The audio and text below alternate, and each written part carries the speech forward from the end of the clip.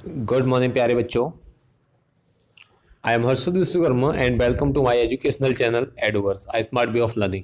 तो स्टूडेंट, जैसे कि आप लोगों को मैं ऑलरेडी क्लास 12th का जो चैप्टर फर्स्ट है और चैप्टर फर्स्ट की ऑलरेडी मैं आप लोगों को एक समरी एक बहुत ही अट्रैक्टिव तरीके से बता चुका हूँ, पिक्चर वाइज बता चुका हूँ कि कैसे विलियम सी डगलस, जो कि सुप्रीम कोर्ट ऑफ अमेरिका के जज हैं थे, उस टाइम पर वो अपनी जो विजिट है वो दिल्ली से रानीखेत जाते हैं और उन्हें वहाँ पर एक छोटी सी बच्ची मिलती है और उस छोटी सी बच्ची ने कैसे उनका दिल जीत लिया, ये सब चीज़ें मैं ऑलरेडी आप लोगों को एक वीडियो के बिहाफ पे ऑलरेडी समझा चुका हूँ आप लोगों को। तो दोस्तों, जिन लोगों ने अभी तक प्रीवियस वीडियो नहीं देखा हुआ है देख लीजिए, जिससे कि उन लोगों को इसकी कंप्लीट समरी पता चल सके, रियल इसमें हुआ क्या है वो सब चीज़ें एक वीडियो में मैंने बताई हुई है। अप्रॉक्स 10 या 12 मिनट्स की वीडियो है, आप लोग देख लीजिएगा और उस वीडियो का लिंक मैंने डिस्क्रिप्शन में दिया हुआ है, आप वहाँ से ज़रूर चेक करिएगा। नेक्स्ट अब हम बात करते हैं स्टूडेंट्स इस चैप्टर में फर्स्ट। तो चैप्टर स्टार्ट करने से पहले थोड़ा सा ओवर भी बता देता हूँ। जो एक स्टोरी है, आ गर्ल विद अ बास्केट, एक छोटी सी बच्ची है जो अपने हाथों में टोकरी लिए हुए और जिसके चारों ओर ये स्टोरी घूम रही है। इसमें मेजर में बात करता हूँ विलियम सी डगलस, जो इसके राइटर हैं। थोड़ा सा ऑथर के बारे में जान लेता हूँ। जो विलियम सी डगलस हैं वो जज हैं supreme court of United states of America की, जैसे कि यहाँ पर दिया भी गया है। जो सुप्रीम कोर्ट है उसके ये जज थे और उन्होंने 1950 में वो इंडिया आए और उनकी जो विजिट थी, घूमना, विजिट मीन्स घूमना, ही हैपेंड टू ट्रेवल, और उनके साथ ऐसा हुआ कि उन्हें दिल्ली से रानीखेत जाना था। और रानीखेत एक हिल स्टेशन है। क्या है? एक हिल स्टेशन है इन द हिमालयस। कहाँ पर है दोस्तों? हिमालय में। ही वॉज अ रियलिस्ट, वो रियलिस्ट और सपोर्टर ऑफ लेबर। वो क्या थे? लेबर के सपोर्टर थे। मतलब कह सकते हैं कि जो लेबर वर्ग के लोग होते हैं या जो मजदूर होते हैं उनका सपोर्ट करने वाले थे। He also loved self respect. अब उनके अंदर खुद की सेल्फ रिस्पेक्ट को भी वो बहुत पसंद करते थे और उनका सेल्फ कॉन्फिडेंस भी बहुत अच्छा था। वो उन सब चीज़ों से फैसिनेट, मतलब होता है अट्रैक्ट या फिर आकर्षित हो जाते थे। वो आकर्षित हो गए थे किससे? एंड चार्म्ड, और उन वो चीज़ें उन्हें बहुत पसंद। चार्म मीन्स होता है लुभाना। कोई भी चीज़ अगर आपको लुभा देती है तो वहाँ पे उसको बोलते हैं लुभाना। With the natural beauty of India, वो इंडिया की नेचुरल ब्यूटी से अट्रैक्ट हो गए थे या फिर आकर्षित हो गए थे या उसकी ब्यूटी ने उन्हें लुभा दिया था। और वो उनमें से क्या है? A girl with a basket is one of his famous essays. उन्होंने बहुत सारे ऐसे लिखे हैं, उनमें से ये फेमस ऐसे था जिनका नाम क्या है? ऐसे का नेम है a girl with a basket, जैसे कि आप लोगों ने इस पैराग्राफ में पढ़ा हुआ है।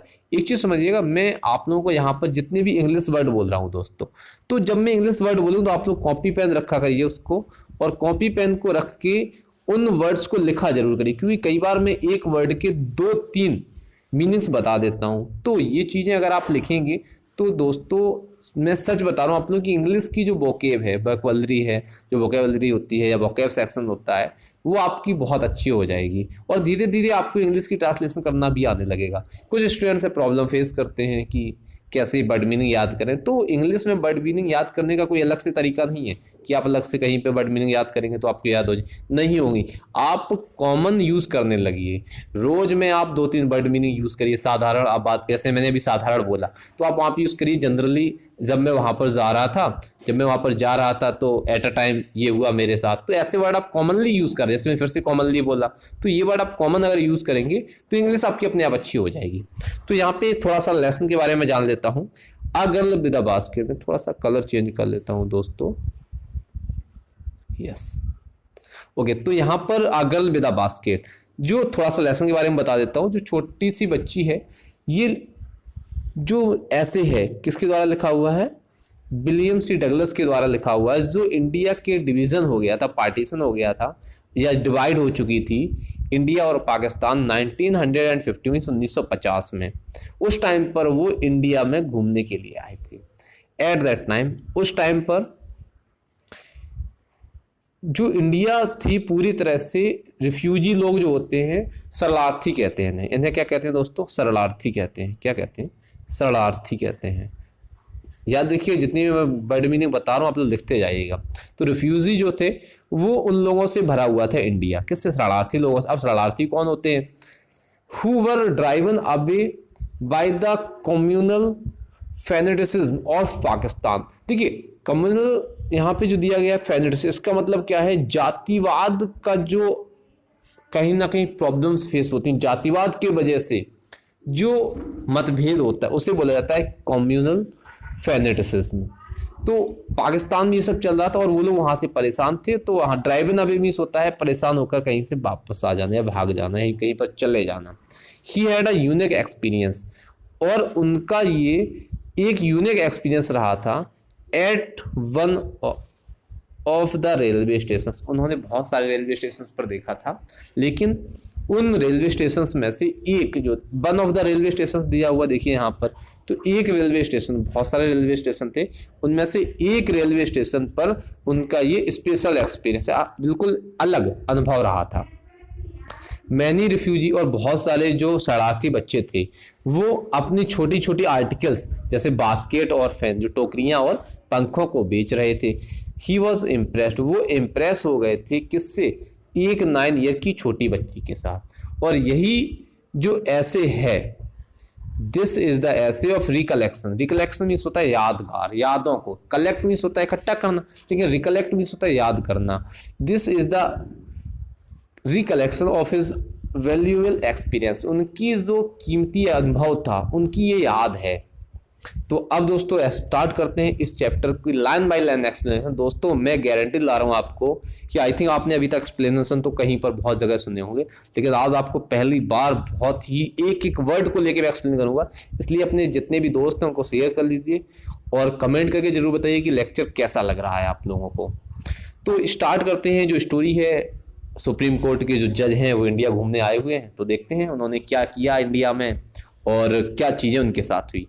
तो वो अपने बारे में लिख रहे हैं, मैंने हिमालय के लिए दिल्ली को छोड़ा। मीन्स मैं हिमालय के लिए दिल्ली से गया, मैं दिल्ली से हिमालय गया।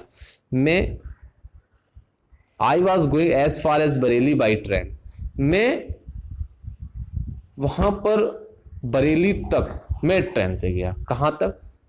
बरेली तक मैं ट्रेन से, और उसके बाद कार से रानीखेत गया। कार से कहाँ गया? मैं रानीखेत। समझ में आई? मैं बरेली तक ट्रेन से गया और उसके बाद मैं कार से रानीखेत गया। अब यहाँ पर थोड़ा सा रानीखेत के बारे में बताया गया है। जो रानीखेत है ये एक ब्रिटिश आर्मी का हिल स्टेशन है। ये बात समझ में आई? जो रानीखेत है वो एक ब्रिटिश आर्मी का हिल स्टेशन है, जो कहाँ पर स्थित है? लोकेटेड मीन्स होता है, हिल स्टेशन मीन्स होता है पहाड़ी पर, जो कोई भी एक टाइप से कह सकते हो कि पहाड़ी पर जो छोटे छोटे स्टेशन होते हैं उन्हें हिल स्टेशन कहा जाता है। ये स्थित था। अभी हम बात करें सिर्फ रानीखेत की। जो रानीखेत है ये एक पुरानी ब्रिटिश आर्मी का हिल स्टेशन था, जो स्थित था कहाँ पर? Located on a 6000 foot ridge opposite a 120 mile scratch of snow capped Himalayas. Word meaning समझिए, सेंस आपको अपने आप समझ में आएगा। स्नो कैप्ड हिमालयस का मतलब क्या होगा? यहाँ पर बर्फ से ढका हुआ हिमालय। क्या समझ में आया दोस्तों? बर्फ से ढका हुआ हिमालय। दूसरा अपोजिट, उसके मतलब हो जाएगा दूसरे, सामने। तो यहाँ पर जो रानीखेत था, सेंस आप हिंदी बात करेंगे तो बर्फ से ढके हुए हिमालय के, क्या बर्फ से ढके हुए हिमालय के सामने 120 मील वाले रेंज में, स्क्रैच का मतलब होता है फैला हुआ एरिया। क्या होता है? 120, यहाँ पे स्क्रैच का मतलब क्या होता है? फैला हुआ एरिया। तो जो हिमालय है वो 120 माइल के एरिया में फैला हुआ। वहां पे आगे दिया गया है 6000 फीट के ऊंचे, कहां पर? 6000 फीट के ऊंचे पहाड़ी का जो अपर एरिया था उसकी एक क्या थी? ब्रिटिश आर्मी की एक हिल स्टेशन था। समझ में आया दोस्तों? तो यहाँ पे इस लाइन को मैं दोबारा से समझा देता हूँ, आप लोग अच्छे समझ में आ जाएगा। 1 सेकेंड जी। देखिए, तो मैं बरेली तक ट्रेन से और उसके बाद मैं रानीखेत तक कार से गया। और जो रानीखेत थी वो एक क्या थी? बर्फ से ढके हुए हिमालय के सामने। किसके? बर्फ से ढके हुए हिमालय के सामने 120 मील के एरिया में फैले हुए 6000 फीट ऊंचे जो पहाड़ी है उस पर एक छोटी सी जो पहाड़ी है, उस पहाड़ी पर अंग्रेजी सेना की, किसकी, ब्रिटिश आर्मी की एक छोटी सी छावनी थी। तो समझ में आ गया दोस्तों रानीखेत क्या थी। द ट्रेन वॉज स्लो, अब ये जो ट्रेन थी वो थोड़ी सी स्लो थी। And it stopped at all the base station, और यह सभी छोटे छोटे स्टेशनों पर रुकती थी। रास्ते के जितने भी छोटे छोटे स्टेशन थे, सभी छोटे स्टेशन पर या फिर सभी स्टेशनों पर मैं अपने कंपार्टमेंट मिस होता है, जो ट्रेन का जो डिब्बा होता है उसको कंपार्टमेंट बोला जाता है। कंपार्टमेंट के में डोर को ओपन करता था और वहां से मैं बाहर आकर प्लेटफॉर्म पर थोड़ा सा घूमा करता था दोस्तों। तो ये कौन बात कर रहा है दोस्तों, कौन घूमा करता था? विलियम सी डगलस यहाँ पर घूमा करते थे। तो ये आप लोगों को इतना समझ में आ गया होगा कि कौन घूमा करता था दोस्तों। अब इसके बाद द प्लेटफॉर्म पर, अब जब मैं प्लेटफॉर्म पर उतरता था तो जो प्लेटफॉर्म होते थे वो भरे हुए, पैक मीन्स होता है भरे हुए होते थे। किससे? लोगों से। अब कौन कौन से लोग? सिख लोग, मुस्लिम्स लोग, हिंदू लोग, सोल्जर सिपाही लोग, व्यापारी, पुजारी, यहाँ पर पोर्टेबल अदल बदल करने वाले लोग जो होते हैं, भिखारी, फेरी लगाने वाले लोग, इन सभी लोगों से ये जो प्लेटफॉर्म हुआ करते थे भरे हुए थे। लगभग सभी लोग नंगे पैर, कैसे होते थे? नंगे पैर। बेयरफुट मींस क्या होता है दोस्तों? नंगे पैर। तो लगभग सभी लोग जो होते थे वो नंगे पैर हुआ करते थे और उन्होंने ड्रेस पहनी हुई होती थी, कैसी? इन लूज वाइट गारमेंट, उन्होंने सफ़ेद लूज गारमेंट मतलब ढीले ढाले कपड़े पहने हुए होते थे। मैं कम से कम तीन, एटलीस्ट मतलब कम से कम 3 लोगों से बात करता था। उसके बाद आई कुड फाइंड वन, एक आदमी को मैं ढूंढ पाता था जो क्या बोल पाता था? जो इंग्लिश बोल पाता था। आई कुड फाइंड वन, में एक आदमी को ढूंढ पाता था जो इंग्लिश बोल पाता था।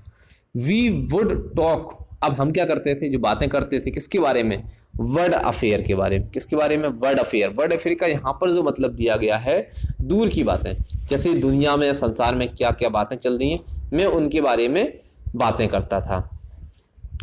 और उसके बाद हर एक जो बड़ा टॉपिक, मेजर टॉपिक हुआ उस पर, और उस दिन की न्यूज़ के बारे में बात करता था, जो उस दिन की न्यूज़ निकलती थी। इस प्रकार मैं आई वॉज ट्राइंग, मैं कोशिश करता था। इन दिस बी मीन्स मैं इस प्रकार कोशिश करता था। अब मैं क्या कोशिश करता था इस प्रकार से? पल्स ऑफ नेशन, मैं राष्ट्र की नाड़ी को, या फिर बात करें कि राष्ट्र की जो फीलिंग है, उसकी भावना को जानने की कोशिश करता था। क्या चेक करते? चेक करके कि opinion against official attitudes and reports, कि लोगों की जो थिंकिंग है किसके लिए? ऑफिशियल एटीट्यूड, जो मतलब ऑफिशियल एटीट्यूड का मतलब दिया गया, जो ऑफिस के लोग होते हैं उनके जो विचार हैं, उनकी जो सोच है, उनके लिए उनकी क्या सोच होती थी, और न्यूज़ के बारे में। तो मैं उनके लोगों की जो फीलिंग्स थी या उनके जो विचार थे उनको जानने की कोशिश कर रहा था। दोस्तों समझ में आया? कमेंट करके बताइए कैसा लग रहा है लेक्चर। अपने दोस्तों को जरूर शेयर करिए दोस्तों। आज मैं आप लोगों का हाफ जो चैप्टर है वो आपको कंप्लीट कर दूंगा, और जो नेक्स्ट लेक्चर रहेगा उसमें मैं आपको नेक्स्ट लेक्चर में इसका हाफ पार्ट एक्सप्लेन कर दूंगा। अब इसके बाद द रूट, और ये जो रास्ता था, ले through one of the richest. अब ये रास्ता कहाँ से जाता था? ये जो रास्ता था कहाँ से था? थ्रू मीन्स होता है कहीं से होकर जाता था। इंडिया का एग्रीकल्चर एरिया होता है, जैसे कि हम सबके एरिया में अलग अलग एग्रीकल्चरल एरिया होता है, तो वैसे ही ये जो रास्ता था ये इंडिया के सबसे अच्छे एग्रीकल्चर मतलब कृषि प्रधान देश कह सकते हो, जहाँ पर कृषि सबसे अच्छी होती थी। रिचेस्ट मतलब सबसे अच्छी, यहाँ पर इसके मतलब अमीर नहीं है, मतलब कृषि में अमीर था। तो ये जो रास्ता था इंडिया के सबसे अच्छे जो एरिया थे उनमें से एक एरिया से होकर जाता। जैसे बहुत सारे एरिया है इंडिया में जो धनी है एग्रीकल्चर के बारे में, ठीक है, उनमें से एक एरिया जो गंगा का एरिया था वो भी था। वो क्या था समझिए दोस्तों आप लोग। दिस वॉज, और ये क्या था? The plain of upper Ganga river, Ganga river का ऊपरी पार्ट था। क्या था ये दोस्तों? ये गंगा रिवर का ऊपरी पार्ट था, 1000 फीट एबव। और ये क्या था? 1000 फीट ऊपर था। कहाँ से? जो समुद्र का लेवल होता है, समुद्र के लेवल से 1000 फीट ऊंचा था। लेकिन ट्रॉपिकल उष्ण उसको बोलते हैं उष्णकटिबंधीय। उष्णकटिबंधीय जैसे कि आप लोग जानते हैं जहाँ पर बहुत ज़्यादा टाइम तक खूब या तो बहुत ज़्यादा गर्मी होती थी या तो बहुत ज़्यादा बरसात, इसको कहा जाता है उष्णकटिबंधीय। लेकिन ये ट्रॉपिकल था। The Ganga was brown silt. The Ganga was brown silt. जो गंगा थी वो कैसी लग रही थी? ब्राउन सिल्की कलर की थी, मतलब भूरे कलर की थी उसकी। स्वालिन विद, स्वालिन मीन्स होती है भरी हुई, विद फ्लड वाटर्स मतलब वर्षा का जो पानी था, बाढ़ का जो पानी था उससे भरी हुई थी। इट्स ओवरफ्लो, इसका जो ज्यादा पानी था। इनंडेटिंग मीन्स होता है उस चीज का पूरी तरह से वहां से भरा हुआ होना। या फिर दूसरे केस में अगर हम बात करें, अब इनंडेटिंग का डायरेक्टली केस बात करें कि कवर हो जाती थी, उसको ढक लेती थी। क्या होती थी दोस्तों? उसको ढक लेती थी। किसको? 1000 ऑफ एकर्स ऑफ राइस। अब जो गंगा थी किसको ढकती थी? यहाँ पर ढकने का मतलब क्या है कि वो उसको पानी देती थी। किसको?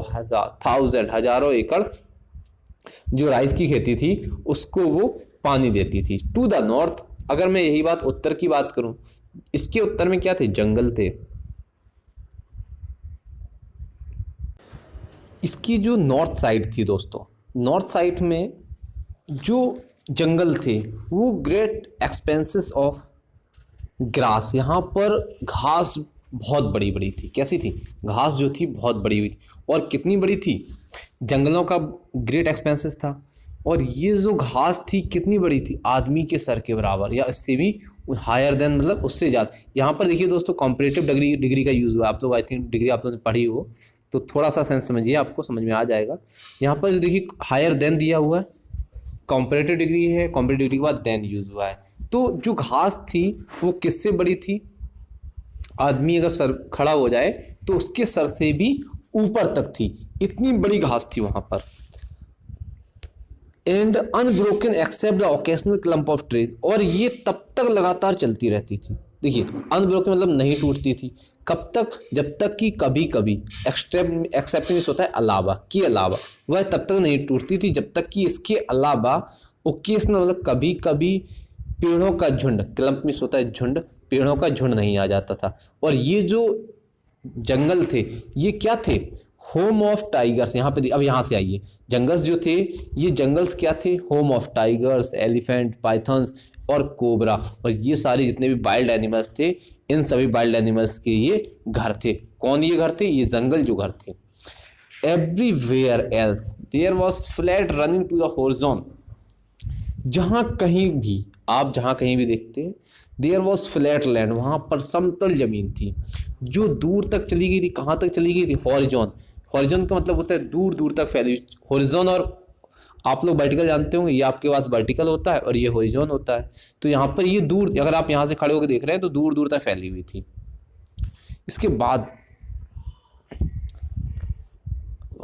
एंड बट डॉटेड, लेकिन कहीं कहीं पर ये डॉटेड थी, कहीं पर छूट जाती फिर से स्टार्ट हो जाती। अब डॉटेड में क्या था? There by the sacred. अब वहां पर कहीं कहीं पर बनियान ट्री भी दिखाई देते थे। क्या दिखाई देते थे दोस्तों? कुछ बरगद के पेड़। बनियान ट्री मीन्स कहीं कहीं पर जो डॉटेड मतलब बीच बीच में क्या दिखाई देते थे? बरगद के पेड़ भी दिखाई देते थे। या फिर by row of Pakhar tree, पाखर के जो पाखर आप लोग जानते हैं, पाखर के पेड़ों की जो पंक्तियां थी वो। शेप लाइक इल्म, और ये ऐसी, इल्म एक पेड़ होता है दोस्तों, इल्म जो है वो एक पेड़ होता है। And having thick twisted Trunks, और इन पेड़ों की कैसी होती थी? मोटी, इठी हुई या मुड़ी हुई तने होते थे। ये जितने भी पेड़ थे इनके मोटे और टेढ़ी या घूमी हुई या फिर कैसे इठी हुई जो तने होते थे उनमें ऐंठन होती थी। हॉट ह्यूमिड, कहीं पर जो गर्म ह्यूमिड एयर वाज मूविंग, जो जा रही थी कहाँ से? साउथ वेस्ट से।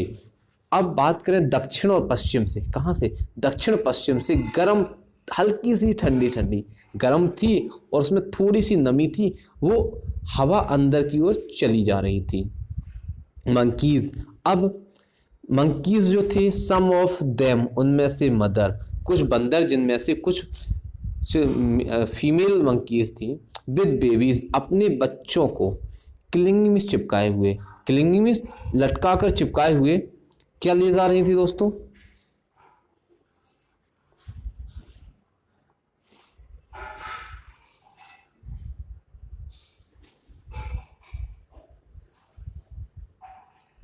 ओके, तो ये जो छोटे छोटे बच्चे थे, सॉरी यहाँ पर मंकीज़, जो मंकीज़ थे और उनमें से कुछ जो मदर मंकी थी, वो अपने बेबीज़ को, अपने जो बेबीज़ थी, अपने बच्चों को क्या क्लिंग में से चिपकाए हुए थे देम, और उनसे राइडिंग अंडरनीथ, उनके नीचे से राइडिंग करती थी, नीचे की वो लटक रही थी। स्वंग ऑफ द ट्रीज, और वो ट्रीज से स्टेशंस की ओर पहुंच जाती थी। Looking for food means find करने के लिए, क्या करने के लिए, जो खाना था उनको वो ढूंढने के लिए कि शायद उन्हें कहीं पर खाना मिल जाए। तो वो खाना को ढूंढने के लिए उन पेड़ों के सहारे डायरेक्ट कहाँ पर पहुंच जाती थी, स्टेशन पर। लुकिंग फॉर मीन्स होता है ढूंढना, ढूंढने के लिए। द विलेजेस बी पास्ट, और जिन गाँवों से हम गुजरे, हम जिन गाँव से गुजरे, ये जो गाँव थे, had walls made of mud mixed with water and cow dung. अच्छा, आप लोग जैसे गोबर का मीन्स होता है, सभी लोग जानते होंगे, का डंग मीन्स होता है गोबर, सभी को पता होगा। तो जिन गाँवों से हम गुजरे, वहाँ की जो दीवारें थी मिट्टी से मिले हुए, पानी और काऊ के गोबर से उन पर पुताई या लिपाई की गई थी या पुताई की गई थी। दियर पीक्ड रूफ, और उनकी जो छत थी, वर थैच्ड, थैच मीन्स होता है छाए, जैसे हम छप्पर छाते हैं ना, छप्पर को छाया जाता है, वो छत छाई गई थी किससे, बंडल ऑफ ग्रास, घास के बंडल से। टाइड, जो बंधे हुए थे किससे, बम्बू पोल्स, मतलब बांस के खंभों से। स्ट्रेच्ड अक्रॉस द राफ्टर्स, और ये राफ्टर में होता है बड़े बड़े लट्ठे, बड़े बड़े लट्ठों की सहायता से दूर दूर तक फैलाए गए थे। मतलब उनके पहले लट्ठे डालते थे और उसके ऊपर से जो बम्बो पोल्स में बांध कर जो ग्रास के बंडल होते थे उन पर वो फैला दिए जाते थे। That day the pumpkin vines, और उस टाइम पर जो लौकी की जो बेलें थी, दैट ग्रू ओवर देम, उनके ऊपर लौकी की जो बेलें थी वो फैली हुई थी। वर इन ब्लूम, वो उस टाइम पर फूल दे रही थी। Trailing streaks of yellow over drab walls, अब वो जो यहाँ पे जो पंपकिन वाइन्स थी, ये पंपकिन वाइन्स वहाँ पर ट्रेल कर रही थी, उनके ऊपर क्या थी, हल्की सी मिट्टी कलर की दीवारों से थोड़ी थोड़ी धारियां बना रही थी पीले कलर की, ओवर ड्रैब बॉल्स, उन ड्रैब बॉल्स के ऊपर। तो दोस्तों समझ में आया, कैसा लग रहा है लेक्चर, कमेंट करके बताइए दोस्तों आप लोगों को। किसी का कोई भी कमेंट डाउट है कमेंट करिए। जैसे कि आज का लेक्चर थोड़ा सा लंबा हो गया है दोस्तों, यहाँ तक मैंने आप लोगों को समझा दिया है कि कैसे वो उस रास्ते से होकर जाता है, और वहाँ पर उसका जो अब at one station my routine of talking with peoples were interrupted, मेरा जो बात करने का लोगों से तरीका था वो अचानक से रुक गया। इंटरप्ट मीन्स होता है रुक जाना या रुकावट आ जाना। रूटीन मीन्स दिनचर्या कह सकती है, या फिर मेरी जो आदत थी, जो मैं बात करता था फिर से निकलता था, लोगों से बातें करता।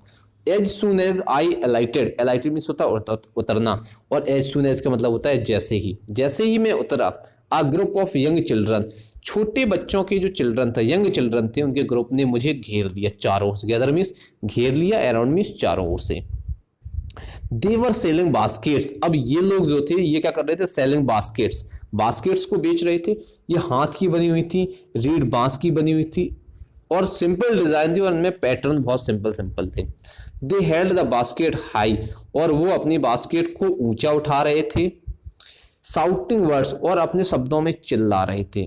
आई डिड नॉट नो, मैं नहीं जानता था, लेकिन कन्वेइंग अनमिस्टेकेबली दियर डिजायर, लेकिन वो कन्वे कर रहे थे, मतलब हमारे पास तक पहुंचा रहे थे। क्या, अपनी इच्छाएं हमारे पास तक पहुंचा रहे थे। अनमिस्टेकबली मीन्स बिना किसी गलती के उनकी जो इच्छाएं थी हमारे पास तक आ रही थी। मतलब क्या था, मैं ये नहीं जानता था कि वो क्या कह रहे, लेकिन फिर भी मैं उनकी इच्छा बिना किसी गलती के समझ पा रहा था, या फिर उनकी इच्छाएं मेरे पास तक बिना किसी गलती के आ रही थी। दोस्तों तो जैसे कि अब इन बच्चों ने उन्हें घेर लिया है, किसको, मिस्टर विलियम सी डगलस को। अब इन्हें घेरे रखने दीजिए और इन्हें कहीं जाने मत दीजिए, क्योंकि जो नेक्स्ट लेक्चर होगा, नेक्स्ट लेक्चर में मैं